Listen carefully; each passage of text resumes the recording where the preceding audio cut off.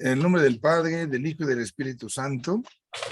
Dios Padre bueno, te damos gracias porque nos permites estar hoy aquí congregados en tu nombre y con mucha humildad te pedimos que escuches nuestras plegarias, aquello que llevamos en la mente, en el corazón, lo confiamos a tus manos y a tu cuidado para que podamos conseguir aquello que es para nuestro bien y para el bien de aquellos que amamos.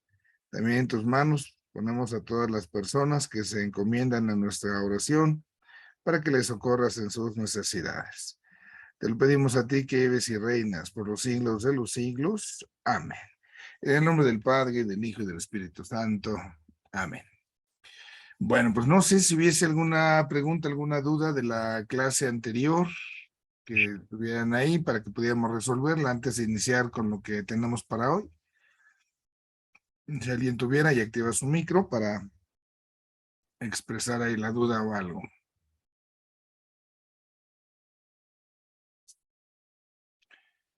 Bueno, creo que no.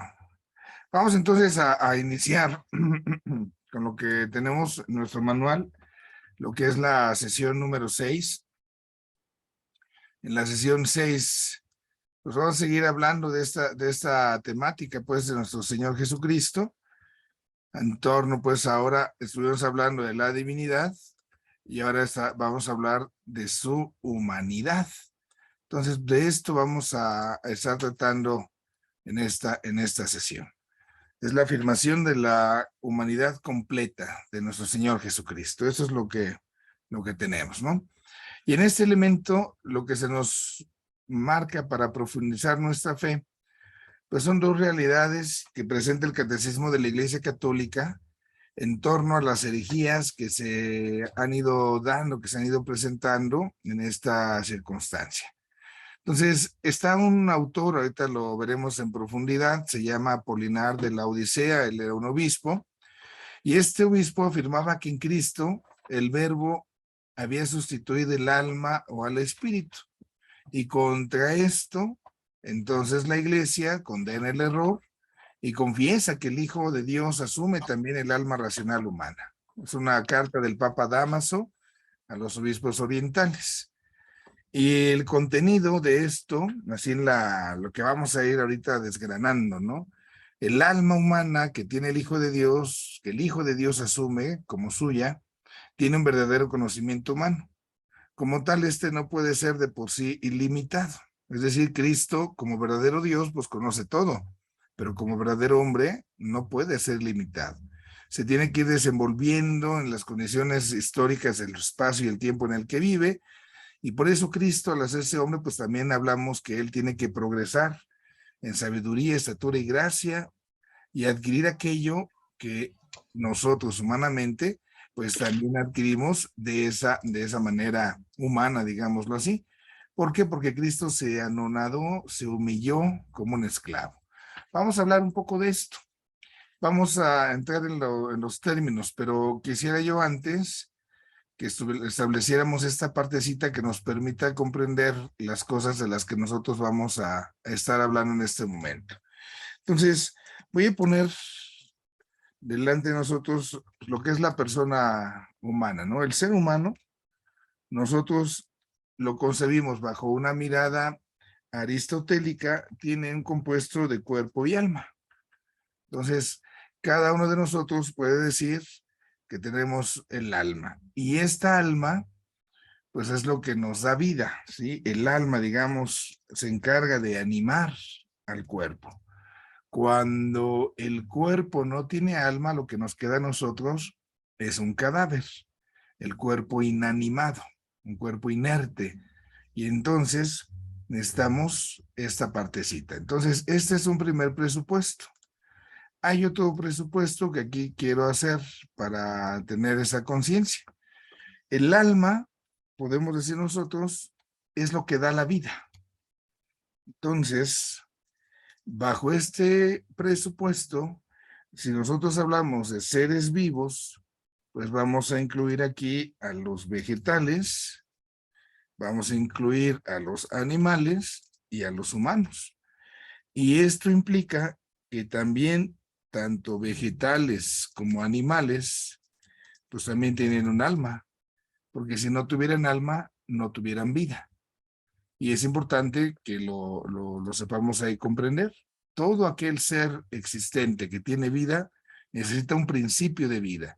Y ese principio de vida es lo que nosotros llamamos el alma. Podemos decirlo de esta manera, ¿no? Todo lo que le da la vida a algo, el principio de vida, es lo que es el alma. Y esto también tiene que hacernos pensar que entonces tenemos tipos de almas. Ajá. Tenemos el alma, lo voy a hacer así de manera muy, muy sencilla, ¿no? Podemos hablar de un alma vegetal, un alma en los vegetales, es un alma, decimos nosotros, sensitiva. El alma de un vegetal se puede decir que siente, ¿sí? Pero aquí hay que estar atentos en la diferencia. Una cosa es sentir las sensaciones y otra cosa es sentir sentimientos. Son cosas distintas. Una sensación, siento calor. Un sentimiento, siento tristeza.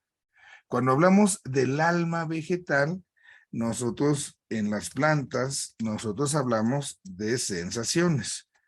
Entonces, una planta, dicen las mamás luego, es que la planta se puso triste, ¿verdad? Pues sí, pues está la mendiga heladota, ¿cómo no se va a poner triste? Dicen ahí, pero no tiene tristeza. El alma no tiene un sentimiento, porque yo no le puedo decir al alma, oye, ¿por qué está la planta? ¿Por qué estás triste? La planta de que está junto a ti ya no te habla, ¿o qué? Pues claro que no, ¿verdad? Entonces tenemos esa alma vegetal, digámoslo con esos términos, para ir ahí ubicando esto. El segundo grado de alma, entonces vamos a ponerle, para que nos entendamos un poquito nosotros, es el alma animal. El alma animal ya tiene lo que se llama un movimiento, ¿sí? No solamente porque se pueda mover de un lugar a otro, un movimiento locativo, digámoslo de esa manera, ¿no? Una planta, por ejemplo, no se puede mover de un lugar a otro, por decirlo de ahí, es que ya no me gusta aquí este pasillo, ya me voy a cambiar al otro. No, no, el animal sí, pero aquí es donde entra más bien la parte de los instintos. A veces la gente luego dice, es que mi animalito, mi perrito es muy inteligente, padre, de veras tiene mucha, pero mucha inteligencia. Si yo le pregunto cuánto es 1 más 1, me va a responder 2 ladridos. Ah, qué inteligente tu perro, vamos a aplaudirle. Ahora déjale, pongo la raíz cuadrada de 5428.5 a ver si me la resuelve. Pues obviamente que no. El animal está amaestrado, ¿sí? Pero no tiene una inteligencia, no tiene una razón, no hay un razonamiento. Padre, pero las abejas, las hormigas, qué animales tan inteligentes. Mire cómo hacen el panal, cómo hacen los hormigueros. Pues sí, qué inteligentes, ¿verdad? ¿Por qué no habrán inventado un elevador las hormigas para no batallar de tanto, no? ¿Por qué las abejas no se inventan un helicóptero para moverse más rápido? O sea, tienen un instinto y de ahí no van a salir. Entonces, los animales no tienen inteligencia. Y a veces, bueno, a mucha gente no le gusta esto, ¿verdad? Porque parece que mucha gente quiere humanizar los animales. Y pues eso obviamente está incorrecto. Y del otro lado tenemos nosotros el alma humana, que es, digamos, el alma, vamos a ponerle su nombre, espiritual. Y dentro de esta alma espiritual es donde yo quisiera ubicarme el día de hoy. En el alma espiritual, nosotros vamos a encontrar que tiene 2 facultades. Lo ubico acá donde está el ser humano porque es donde estamos nosotros ubicándonos, ¿no? Entonces, el alma espiritual tiene una inteligencia y la inteligencia, pues, busca llegar a la verdad y tiene una voluntad y esa voluntad busca el conocimiento del bien. Cuando en el alma espiritual se conjuga el bien y la verdad, entonces el resultado de esto es la libertad. Son 2 facultades, inteligencia y voluntad. Y esto genera la libertad cuando se orienta bien. Ahora, es un alma espiritual que tenemos los humanos, pero no es exclusiva de los seres humanos. Aquí sí, ya estamos hablando de seres espirituales. Y aquí entra, por ejemplo, los ángeles. Aquí entra también, por supuesto, Dios. Dios es espíritu. Entonces, también nosotros podemos decir, dado que en la realidad divina nosotros nos encontramos con un ser espiritual, ¿sí? Entonces, es el ser espiritual, entonces también Dios tiene esa inteligencia, ¿no? Ese conocimiento. Ujú. Tiene también esa voluntad y, por supuesto, tiene su libertad. Esto obviamente en un grado absoluto, ¿no? Dios no solo tiene libertad, es libérrimo, o sea, totalmente. Dios conoce y conoce todo. Entonces, estos son como nuestros presupuestos. Aquí es en esto donde se nos va a generar el problema que hoy vamos a hablar. Voy a plantearlo y ya entonces comenzaremos propiamente pues con su explicación. El problema que nosotros vamos a tener es entonces cuando se dice que por medio de la encarnación se une Cristo, el Hijo de Dios, que es el Espíritu, es un espíritu, al final del cabo es un ser espiritual, voy a ponerle, y este ser espiritual se une al hombre, ¿no? Entonces, nosotros decimos, se encarnó, adquiere un cuerpo humano, y aquí es donde nosotros, al decir que Cristo, al decir que Cristo se hace hombre, entonces va a venir un problema, porque entonces, de parte de lo divino, ¿sí? Digámoslo así, de parte de lo divino, va a tener su alma divina. Y esto implica que tiene una inteligencia divina, que tiene una voluntad divina y que tiene una libertad de carácter divino. Pero también pues va a conjugar lo humano. Y también del lado humano, pues va a tener una inteligencia, una voluntad y una libertad humanas. Y aquí viene el problema. Entonces, ¿cómo conoce Cristo? Se conoce con la inteligencia, ok, pero ¿conoce a modo divino o a modo humano? ¿Cómo quiere Cristo? La voluntad es lo que nos mueve a querer algo. Y Cristo, ¿cómo quiere? ¿A modo divino o a modo humano? Entonces, imaginemos esto, si lo quisiéramos ver de esta manera, que dentro de una persona hubiera dos almas, que se me metiera el alma de otra persona a mí y tengo mi alma y se me mete la otra alma. Y a lo mejor mi alma dice una cosa y el alma que se me metió dice otra. ¿Quién gana? ¿Quién decide? ¿Quién manda? ¿No? Ese es el problema que se está generando. Dado que en el momento de la encarnación hablamos de que también al momento de que se encarna el Hijo de Dios, pues él tiene su alma divina, tiene su inteligencia, su voluntad, su libertad divinas, pero al momento de que adquiere carne humana, también la parte humana le está ofreciendo estos elementos. Si yo digo que Cristo es verdadero Dios y es verdadero hombre, entonces podemos decirlo erróneamente, aclaro, que tiene dos almas. Y si tiene dos almas, entonces ya no es una sola cosa, ya no es una persona, ya son dos y empiezan los debates, ¿no? ¿Cómo entender realmente a Cristo? ¿Cómo conoce Cristo? Por ejemplo, podemos pensar, Dios conoce todo de inmediato. Nosotros humanamente no. Para conocer algo, recuerden el ejemplo que alguna vez les ponía yo de la silla. Quiero conocer la silla, entonces tengo que pensar en las sillas que he visto, sus colores, sus materiales, sus tamaños, todo eso para llegar a un concepto. Todo eso que nosotros hacemos como que paso a paso a paso, ese razonamiento, en Dios, por ser Dios, obviamente eso no se da. Es inmediato su conocimiento. Pero humanamente nosotros sí tenemos que llevar un camino, un proceso. Entonces Cristo conoce como hombre o conoce como Dios. Y este va a ser el meollo del asunto que va a poner en discusión pues a este fulano, a este Apolinar. Apolinar era un obispo, les decía yo, de la Odisea, y él incluso había luchado a favor de la iglesia contra la herejía arrianista que habíamos visto. Él estaba pues en ese sentido, afirmó muy bien la verdadera divinidad de Cristo, del Hijo de Dios. Es verdadero Dios, no como Arrio.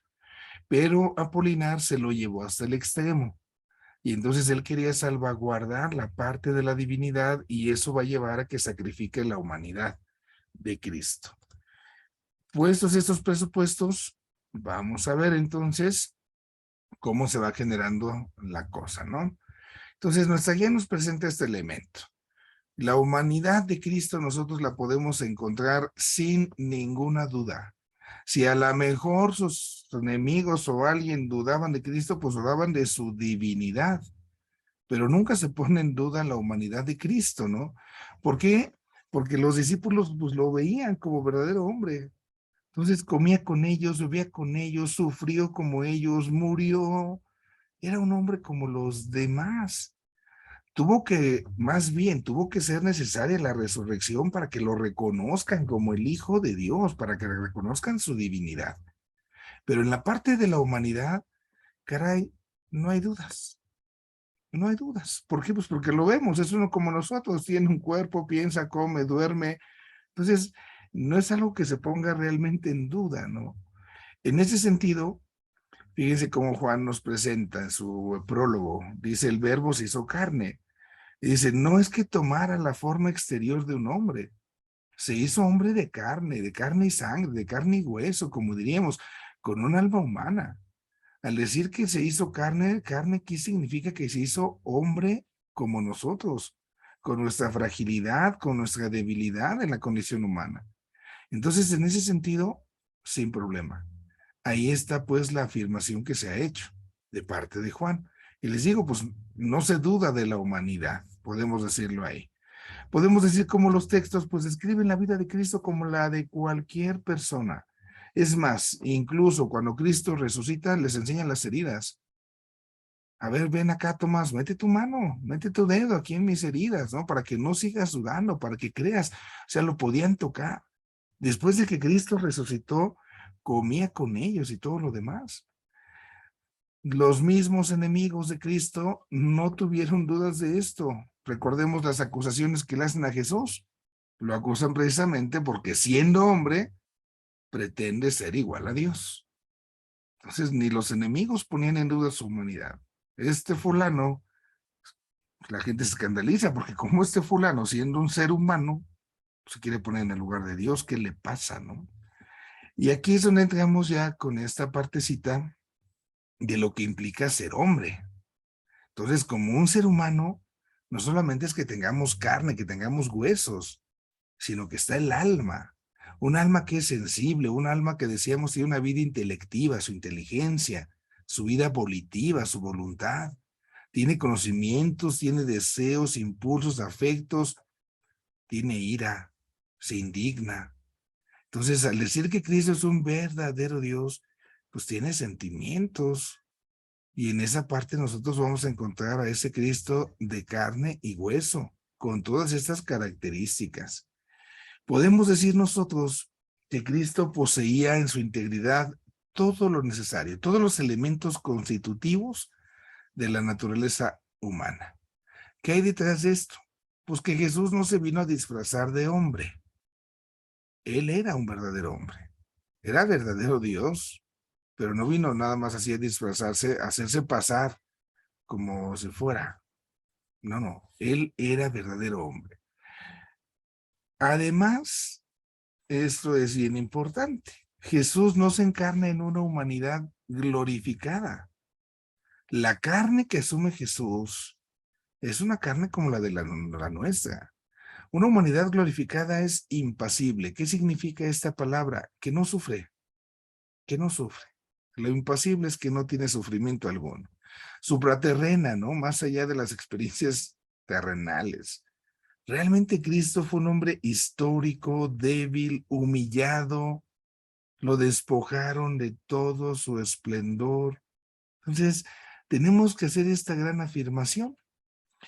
Aquí viene ya entonces nuestro primer punto importante. Una vez que hemos sentado que Cristo es verdadero hombre, esto no significó que dejara de ser Dios. No porque se hace hombre, pierde sus atributos divinos. No deja de ser Dios al hacerse hombre. Esto hay que subrayarlo, porque es de veras, pues muy importante. La encarnación no desdiviniza al Hijo, más bien lo humaniza. No está perdiendo su divinidad. Siendo Dios, se abaja, se hace hombre, pero al mismo tiempo sigue siendo Dios. Es aquí donde va a empezar la patinada, ¿no? En la experiencia, los apóstoles vieron a Jesús, pues este es como nosotros, verdadero hombre, no hay ninguna duda acerca de esto, para nada, sale, se asume. Pero ¿cómo vamos a hacer que cuaje esta gelatina? Porque pues tenemos aquí dos cosas que son así como que no cuajan, ¿no? Yo no sé de esto de repostería, pero me llama la atención cuando dentro de una gelatina ponen otra gelatina. ¿Cómo le hacen para que no se derrita? Yo me imagino, yo cómo la haría, ¿verdad? Pues pongo una gelatina, ya tengo una gelatina de bolita, y luego vuelvo a echar el agua caliente con la grenetina para que se haga otra gelatina, pues la va a derretir, ¿no? Entonces tiene su arte esa parte. Bueno, ¿cómo hacer para que no se terminen confundiendo? O sea, para que siga siendo Dios y para que siga siendo hombre. ¿Cómo hacerlo? Ese es el meollo que le hace ruido acá a los pensadores de esta época. Entonces, estamos viendo en Cristo que Él se está vaciando de sí mismo. Eso es lo que se llama el movimiento kenótico. Es la palabra griega. Él tiene este abajamiento. Y al abajarse, entonces, se afecta a su persona divina, porque al hacerse hombre, tiene que aceptar que va a existir, que va a vivir como hombre. Y entonces va a realizar precisamente su existencia humana, pero lo va, su existencia divina, perdón, como hijo, lo va a hacer, pero a modo humano. Esta filiación divina la va a vivir, pero la va a vivir en lo humano. ¿Y esto qué implica? Pues implica limitación, implica esfuerzo, implica dolor, e implica la muerte. Entonces, Cristo se abaja sin dejar de ser lo que es. Asume esa realidad de hombre. Ese es el vaciamiento, el movimiento kenótico, y empieza a vivir como tal. Eso representa para él una humillación, porque en esa humillación, pues nos damos cuenta que el Señor pues está teniendo todo esto. Ahora, ¿cuál es la única excepción? La única excepción que se ve cuando Cristo se hace hombre, pues obviamente el pecado. Cristo se hace hombre, pero no ese hombre pecador, no nace con un pecado original, diríamos hoy en nuestros términos. Nuestra humanidad sí ya viene dañada. Pero esto no lo hace menos hombre. ¿Por qué? Porque el pecado no es un elemento que sea propio del hombre, ya digamos nos fue un agregado. Nosotros como seres humanos, en el origen, Adán, Eva, la naturaleza humana no tiene pecado. Es una naturaleza, digamos, la naturaleza al natural no es pecadora. Eso fue después. Entonces, la naturaleza auténtica del hombre es esta, la que no tiene pecado. Por eso Cristo, podemos hablar de él como un verdadero hombre sin pecado alguno, sin pecado alguno. Y esto es importantísimo, de veras es importantísimo, porque aquí entonces nosotros nos damos cuenta de lo que implica la verdadera humanidad. Hago una nota en torno a esto. Fíjense cómo muchas veces nosotros, muy convenencieramente, luego escuchamos este tipo de frases, ¿no? Es que la naturaleza, me ganó, ¿verdad? No quería yo meterme con esa fulana, no quería yo serle infiel a mi marido, pero soy débil, padre, soy débil, mi naturaleza, mi carne, ¿verdad? Mi carne es débil. Entonces, al decir esto, nosotros estamos presuponiendo que en verdad esa es la naturaleza de la naturaleza humana. Digámoslo de esta manera, ¿sí? Uh-huh. Digámoslo ahora de esta forma. Nosotros no podemos afirmar eso, ¿no? Lo más natural, ¿sí? De la naturaleza humana no incluye el pecado. No incluye el pecado. El pecado fue algo agregado, ¿no? Pero al nacer Adán y Eva, no nacieron con pecado. Por eso el verdadero hombre, si yo quiero ver a Cristo, pues él para mí va a ser un maestro. Y va a ser un maestro de lo que es verdaderamente la humanidad, digámoslo con estos términos. El verdadero hombre que no incluye pecado, o no incluía pecado.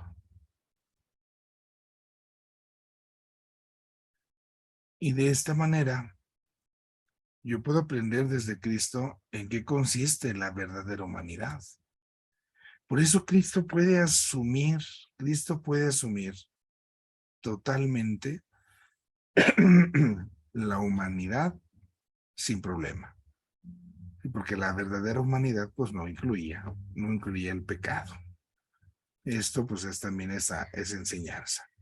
Ahora, otra de las limitaciones es que no siempre se valora esto. No siempre se valora que Jesús entró en nuestra familia humana, que Jesús hizo de veras hombre. Dios se hace tiempo y al hacerse tiempo entonces se va a desarrollar.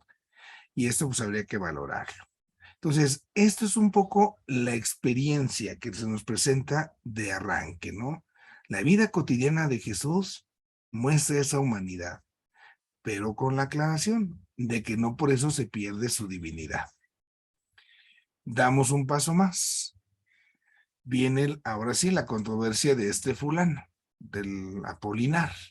Entonces, a mitad del siglo IV, este fulano Apolinar era obispo, les repito, de la Odisea, cuestiona la humanidad completa de Cristo.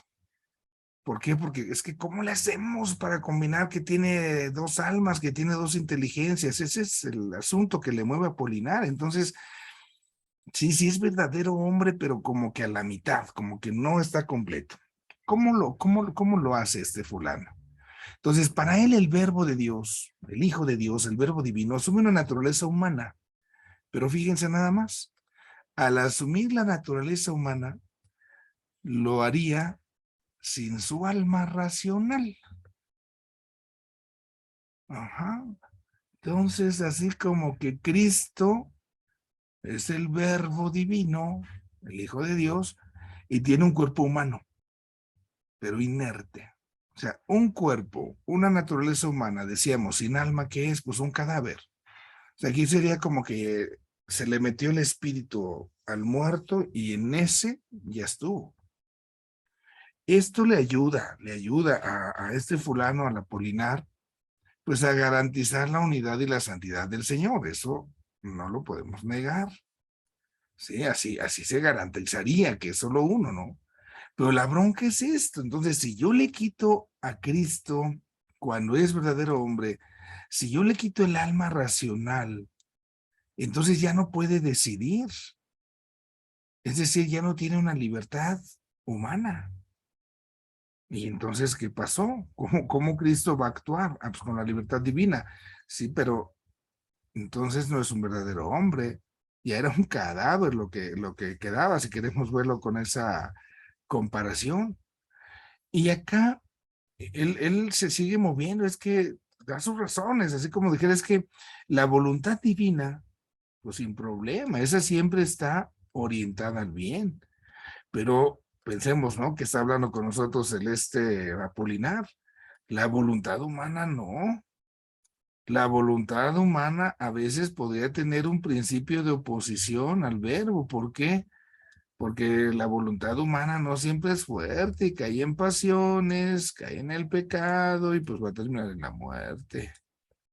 Entonces, esta partecita es ahí precisamente donde se tiene que dar uno cuenta de esta realidad. Apolinar quiere salvaguardarse. El Apolinar no está haciendo las cosas por maldad, ¿no? Él quiere salvaguardar. Para él la experiencia de la voluntad humana, pues es que es pecadora, anda de arrastrada y anda de apasionada, ¿no? Entonces, humanamente yo quiero portarme bien, pero pues nomás no me sale. Imagínense que este tipo de voluntad humana la tenga Cristo, entonces al rato Cristo va a hacer cosas que no, hay que quitársela. Sería como el razonamiento que quizás este hombre pues hacía, ¿no? Y entonces, pues así lo va despojando de su verdadera humanidad. También dice, es imposible, ¿no? Hablar de dos principios intelectivos, o sea, como si Cristo tuviera dos inteligencias, de dos voluntades, de una sola persona. ¿Por qué? Porque había como un pleito, generaría como un pleito, porque cada uno combatiría contra el otro. Ya les ponía yo el ejemplo, es que si pienso una cosa con esto y pienso otra cosa con esto, se van a pelear. ¿Cómo hago que coincidan, no? Entonces, no, el verbo no pudo tener un alma humana. Y así entonces, Cristo, la segunda persona de la Trinidad, solo habita en un cuerpo humano, un cadáver, porque al final y al cabo ese cuerpo, pues que se agarró, pues digamos que estaba como desocupado, ¿no? Pues solo habita en el cuerpo humano. Uh-huh. Y entonces el verbo, lo pone en esos términos, pues sería el que viene a asumir esa función de esa alma, ¿no?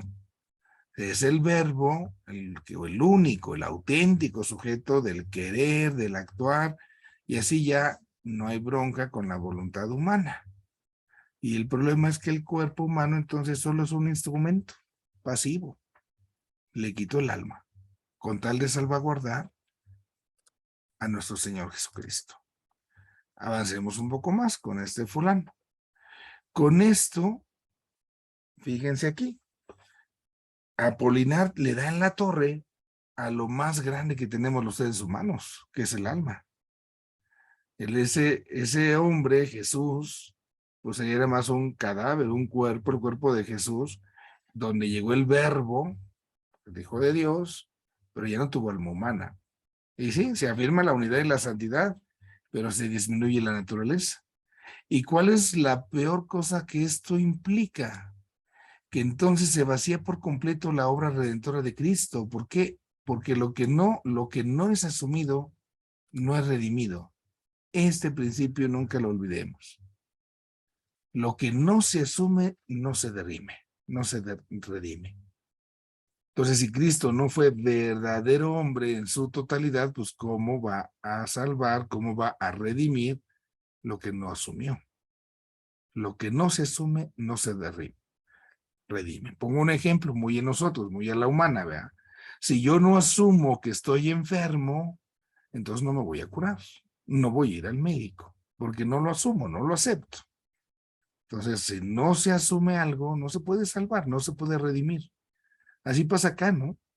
Dado que Cristo, el Hijo de Dios, solamente agarró el cuerpo, entonces solamente va a salvar el cuerpo, porque fue lo que asumió. Pero entonces nuestras almas, pues, donde quedaron volando, ¿no? A la hora de la salvación. Lo que no se asume no se redime. Demos un paso más. Entonces, Apolinar está defendiendo, sí, la perfecta divinidad del verbo. Pero el verbo se tiene que unir entonces a esa humanidad, pero como el alma. Fíjense en estas palabras, en estos conceptos. Queriendo subrayar esa unidad de Cristo, entonces está afirmando que en el Jesús hay un cuerpo. Y a resumidas cuentas, para que no sea cadáver, pues entonces que tenga un alma animal. Ya les decía yo el ejemplo, ¿no? Entonces, el alma animal, que es más abajo, sería lo que ese cuerpo tuviera, y así entonces ya no hay bronca, porque ya pudo llegar el verbo y ya no va a haber choque. ¿Por qué? Porque pues, el animal no tiene inteligencia, el animal no tiene voluntad, entonces pues que las ocupe el verbo, ¿no? Y esta parte es lo que está afectando, ¿no? Las funciones del nous, el nous, entendámoslo, es alma superior, es entonces las va a hacer el verbo, no las va a hacer el hombre. Está lesionando la humanidad. Y aquí entonces nos encontramos con esta cuestión que está afectando a la cristología.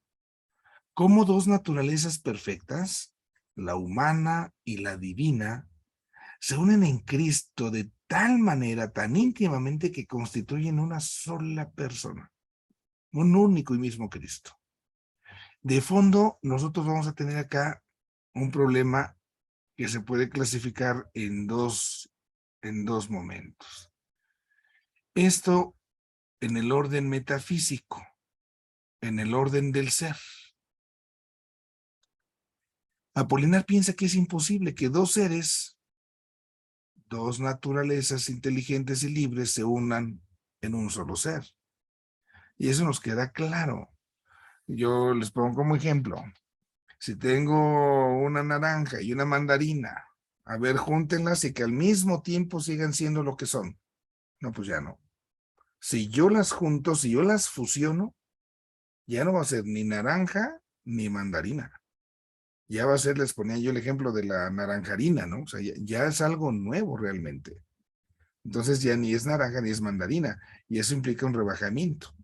Si mi naranja, digamos la divinidad y la humanidad se confunden, se mezclan, entonces Cristo ni es verdadero Dios ni es verdadero hombre. A fuerzas tiene que conservarse la divinidad y la humanidad. Y eso es lo que da vueltas, ¿no? Entonces, él dice, es que es imposible que dos seres que son inteligentes, que tienen esas almas, que son libres, se unan. De aquí que como en Cristo hay un solo ser, así lo dijo, símbolo de Nicea, y él lo defendía, ¿no? Y entonces su divinidad no está incompleta, entonces lo que tiene que estar incompleto, él razonó de esa manera. ¿Qué es lo que tiene que estar completo? Pues la humanidad, porque la divinidad no se pone en juego. Por eso cuando dice San Juan, el verbo se hizo carne para este fulano, el Apolinar, entonces aquí la palabra carne, pues solamente la está reduciendo, como ya decíamos, a ese cuerpo, pero porque no digamos que es cadáver, pues ese cuerpo que tenga, pues un alma animal. Así lo resuelve. Del otro lado, en el nivel antropológico, también tenemos el planteamiento del problema. ¿Qué tiene que ver aquí? Pues la cuestión de la libertad humana y la falibilidad, es decir, somos falibles, nos equivocamos. Entonces, el verbo de Dios no puede pecar, no puede pecar y ¿cómo me explico? Porque la naturaleza humana, pues si peca, es falible. Entonces, el verbo, siendo impecable, la humanidad de Cristo, la humanidad de Jesús está expuesta, ¿no? A la tentación, está expuesta al pecado. Y entonces, la solución que él pone va a ser esa. La mejor manera, ¿sí? La mejor manera para cuidar la divinidad de Jesús, pues es negar que Cristo tuvo un alma espiritual, un alma humana. Ese era para poner el mejor camino para poner su humanidad, pues al abrigo de toda posibilidad de pecar, porque pues toda la humanidad, pues peca. Entonces, si Cristo le digo que tiene alma humana, pues va a pecar, ¿no? Entonces, esta partecita pues no es compatible con Cristo, por eso hay que quitarle esa alma que le va a permitir pecar, y quitando esa alma, pues ya él dirá, bueno, pues entonces si ya Cristo ya no peca, y esto deshumaniza, podemos decirlo de esa forma, de esa manera. Entonces, bajo este principio de lo que no es asumido, no es redimido, pues va a haber muchas reacciones. Van a estar Gregorio Nazanceno, Gregorio Niceno, y estos afirman que Cristo tuvo que asumir no solo el cuerpo, pero también el alma para que se pueda redimir verdaderamente al hombre. Y así el verbo se encarna en un hombre completo, no en el cuerpo de un hombre. Bueno, voy a dejar aquí de compartir, nos ya la hora, para ver si hay alguna pregunta. De esto seguiremos la clase siguiente, para ir todavía desengranando. Bueno, ya vimos ahorita los presupuestos, ya vimos por qué Apolinar llega a esas afirmaciones, y vamos a ver, bueno, pues la respuesta, ¿no? ¿Cómo se da esa respuesta? No sé si aquí hubiese alguna pregunta, alguna duda para que la pudiésemos resolver.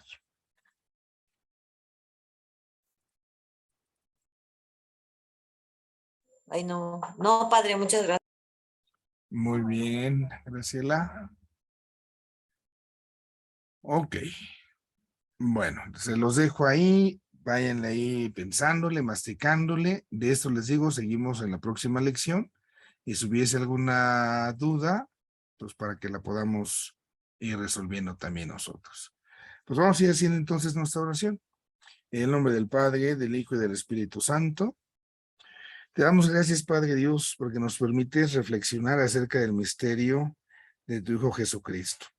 Ayúdanos a comprender y a descubrir la forma en la cual en nuestro Señor Jesús se conjuga la humanidad y la divinidad, para que precisamente a partir de él nosotros aprendamos a descubrir en qué consiste nuestra verdadera humanidad y siendo verdaderos hombres como él, tengamos esa plenitud que anhelamos y esperamos.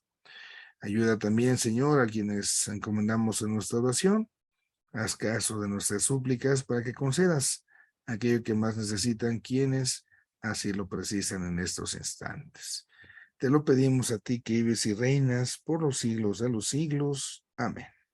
Y la bendición de Dios Todopoderoso, Padre, Hijo y Espíritu Santo, descienda sobre ustedes y les acompañe siempre. Amén.